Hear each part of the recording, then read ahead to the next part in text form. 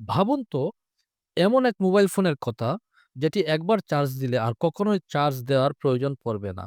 কিংবা যত দুর্গম স্থানে যান না কেন বিচ্ছিন্ন হবে না ইন্টারনেট সংযোগ। চলবে স্যাটেলাইট ইন্টারনেটের কানেকশনে। আবার দামটাও হবে হাতের নাগালে। অবাস্তব মনে হলেও তা সত্যি হতে যাচ্ছে এবছরের মধ্যেই। কি সেই ফোন? কিভাবে বা কাজ করবে এই ফোন? চলুন জেনে নেই। বিশ্বজুড়ে টেক লাভার ও আগ্রহীদের পরিচিত নাম হলো ইলন মাস্ক।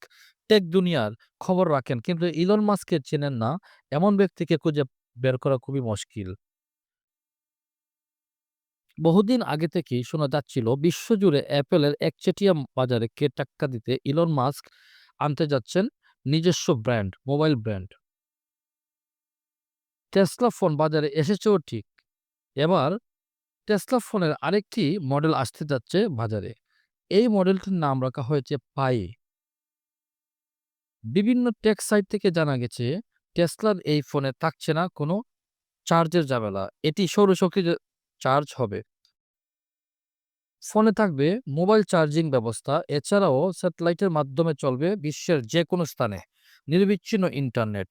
জানা গেছে টেসলার এই ফোনে থাকছে নিউরোলিক সুবিধা।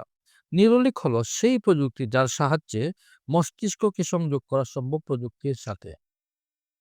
টেসলার এই স্মার্টফোন চিন্তার মাধ্যমে পরিচালিত হবে, অর্থাৎ আপনার ভাবনার দ্বারাই নিয়ন্ত্রিত হবে আপনার ফোন। হাতে ছুঁয়েও দেখতে হবে না। 5G প্রযুক্তির স্যাটেলাইট ফোনটি হবে অন্যতম চমক। অর্থাৎ মহাকাশে থাকা স্টারলিংকের স্যাটেলাইটের মাধ্যমে ব্যবহার করা যাবে ইন্টারনেট। স্যাটেলাইটের ফোনের সবচেয়ে বড় সুবিধা হলো এটির নেটওয়ার্কের জন্য স্থানের কোনো ভেদাভেদ নেই। এটি পৃথিবীর সবচেয়ে দুর্গম স্থানেও সচল ইন্টারনেট সেবা দিতে সক্ষম। এছাড়াও ফোনটিতে 4K লেভেলের 6.5 ইঞ্চির স্ক্রিন থাকতে পারে।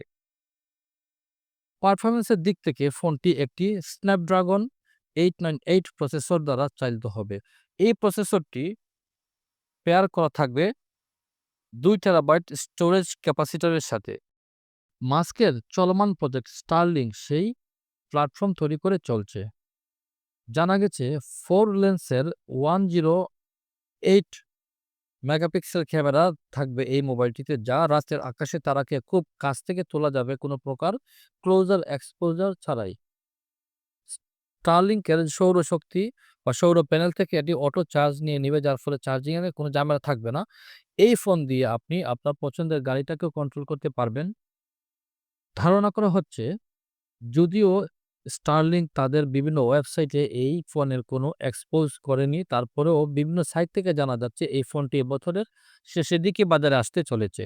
তো ভিউয়ার্স, আশা করি সবাই এই ফোনটি কিনবেন এবং ইউজ করবেন। ধন্যবাদ সবাইকে। আসসালামু আলাইকুম।